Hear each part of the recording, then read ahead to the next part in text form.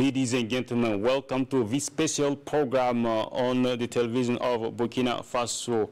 Burkina Faso paid a well-deserved tribute on October the 15th for 2025 to Captain Thomas Sankara, 38 years after his tragic death.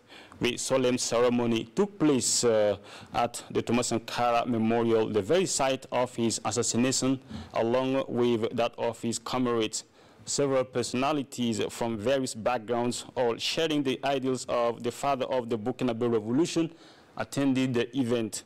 To talk about this commemoration, I received a guest, a lecturer from Howard University. He specialized in many fields, including African-American history, public history, Pan-Africanism, PhD professor of American and African Pan-African Studies, Yahi Issa.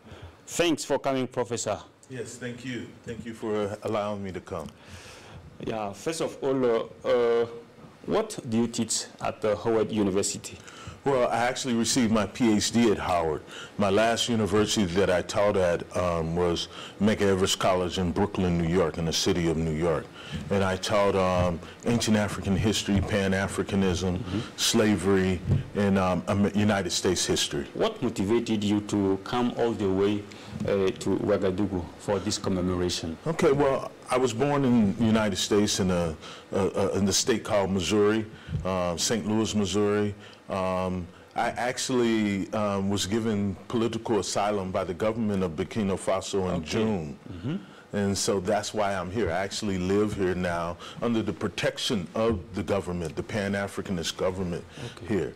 And so this is the best place for a serious Pan-Africanist. There is no other place in the world for people like me other than Burkina Faso, Mali, and Niger. Okay, you attended the commemoration of the 38th anniversary of Thomas Sankara assassination. What does Thomas Sankara represent to you personally? When Thomas Sankara came to the United States for a UN General Assembly in 1987, I was still in high school, but I saw the video and I saw the passion when he went into the black community in Harlem and he spoke to black people passionately about what he was doing here in Burkina Faso. How do you feel having been able to attend this commemoration? It was one of the most unique and most powerful experiences in my life to know that we have people here in this country who gave the ultimate price so that people like me could come and be a part of. Because what we're really talking about when we talk about the commemoration of Thomas Sankara, we're talking about an ideal, a concept, a Pan-Africanism that would help us govern ourselves for the next 1,000 years. And for him to give his life for that, to willingly sacrifice himself and those others who were with him, so that people like me and those others who came the other day to see this, it was one of the highest honors for me and one of the greatest achievements for me in my life, to be a part of that. People often say that Sankara inspires African youth, but what about the African-American community? As far as Pan-Africanism, I would make the argument that the black community, the African community in the United States is one of the most ardent Pan-Africanist communities in the world because we were taken away and our long desire to want to return back home. And because of that, we developed an underground university of Pan-Africanism, and we helped to usher in a lot of great Pan-Africanists. A lot of things have changed since then, but this is the center now. Burkina Faso is the epic center for revolutionary Pan-Africanism, and so we have to be prepared here to receive more Pan-Africanists who will come and seek refuge here and want to participate in real African nation building. If Thomas Sankara were alive today, what message do you think he would send to the African diaspora? Well, I will tell you this, Thomas Sankara is alive today. I was at the memorial. His spirit is there. It's very active. I felt the spirit. And if I am to speak and say, if he was to say something, I would say that the security detail here in Burkina Faso, Niger, and Mali need to read one book to prepare for the next coup d'etat that may come. And it's by a West Indian, a black West Indian scholar named Horace Campbell. He teaches at the university, Syracuse University. It's called The NATO Invasion of Libya. Every general, every military officer here in Burkina Faso should study that book. It's very important because it shows you how the great Gaddafi was toppled. It didn't happen in the day that NATO decided to invade Libya in 2011. It happened 5 years before the toppling began, where the NATO forces began to buy off all of the leaders. And I would recommend not only the security officers in Burkina Faso, but those in Mali and in Niger to read this book immediately. It may be translated in French, I'm not sure, but to read it and understand and be prepared. Because if we're not prepared for what's about to happen next, we can all go back into slavery for the next 1,000 years. This is what I would say Thomas Sankara would say today. Let's be prepared. Let's be always on vanguard for coup d'etats, because the West will never stop. They were never going to stop, because we know that the way things are going here in Burkina Faso, in the next 7 years, this could be the next Dubai. Right. And the enemies of Africa don't want that. So for you, the imperialists are doing their best to stop this momentum going on in the Sahel, in Burkina Faso particularly. They see what's about to happen. They see it.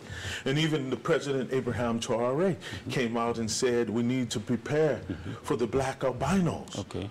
And that the spiritual natures of Africa is working hard to make sure that we are capable of governing ourselves and bringing about a new humanity for African people in the world. That we're going to do it better than our ancestors ever did it. But the imperialists do not want that. Among the values he stood for, integrity, social justice, independence, which one inspires you best? The best, I mean. What is happening here? God prepared this. Allah prepared this for black people. All right? This is bigger than President Traoré, is bigger than me, is bigger than you. This is for the next 1,000 years. Right? And Thomas Sankara, as I said earlier, paid the ultimate price. The Saturn of his blood was a sacrifice so that we can come forward and commemorate the new Thomas Sankaras, the new Abraham Traorés. We have to prepare them for leadership, for global leadership, not just for leadership for Africa. Because what's going to happen in the AES is going to resonate all over the world. Right? And we have to understand the specialness of what we have here. We have to look at it and look futuristic and to look at this in the future to understand what is going to be in the next 7 to 10 years. And so all of that encaptures everything that Captain Sankara was all about. His spirit still lives with us today.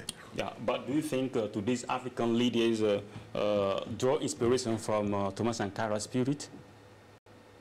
It's not about them. It's not about the African leaders. It's about the youth. Right now, Burkina Faso is 75%, 70% under 25%. It's about them. Many of the African leaders are just puppets of the West. They've been trained that way. They can't do anything other than how they were educated. So we have to bring about a new form of education. And the youth are already there. So we can't worry about those of us who are so stuck in believing that we as African people won't be able to properly govern ourselves and bring about the things that we need for our own social and political development. It's about the youth. All right? Okay, but if we celebrate today Thomas Sankara, it's partly thanks to President Ibrahim Traoré, who says Thomas Sankara's ideal. So what do you think of the battle he's waging? Oh, it is the most important battle for all of humanity. The entire world is looking at Captain Traoré. The entire world is looking at Burkina Faso. The entire world, not just the black world. The world wants change. It wants a new humanity with new leaders who are benevolent dictators. And this is what we have in Captain Ibrahim Touré. He's doing a great job. I saw him speak to the journalists the other day. Okay. And he reminded the journalists who were talking about development, and he said, no, we are a revolutionary Pan-Africanist socialist government. Our way of development is not the same as that which has been implemented by the West, in which we've gotten no progress at all, right? And so what he has already said in state for the country of Burkina Faso and the AES is a living example of what the rest of the African world needs to do. Not just the African world, but the world as a whole needs this. Okay, so you are talking about the AES. How do people view the AES member countries, particularly Burkina Faso, abroad, like in the US, Burkina Faso is the #1 trending African country in the world. Abraham Traoré is the #1 trending young president in the world. He's #1. So the brand of Burkina Faso is probably worth $1 trillion. Burkina Fasoans don't know that. But I'm telling you, as someone who's looking at it from the outside, Burkina Faso is the #1 nation-state brand in the world, and the imperialists hate it. What you have is special. It's going to change. Okay. But we have to make sure that it remains, that a revolutionary Pan-African government remains intact for the next 500 years, so that all the people of not just Burkina Faso, but all of Africa, that we benefit from the protection of a revolutionary Pan-African. So we are getting close to the end of this program. How do you feel about the Burkinabe people commitment to keeping Sankara's memory alive 38 years later? It's so important.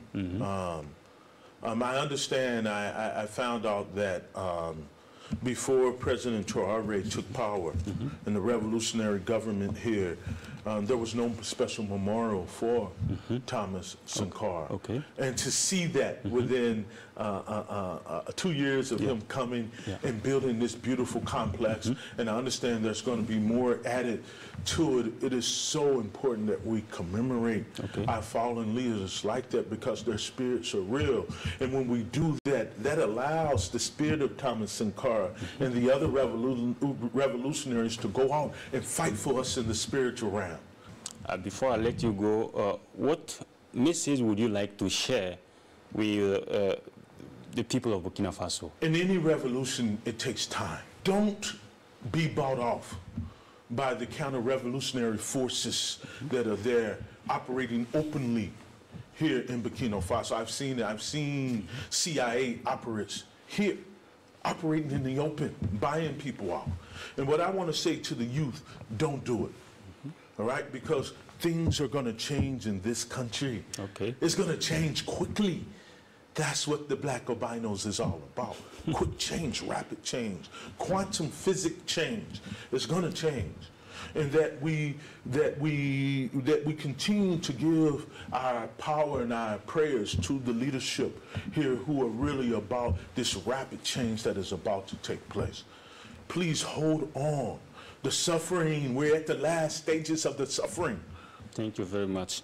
So I remember that you are a PhD professor of African and American Pan-African Studies.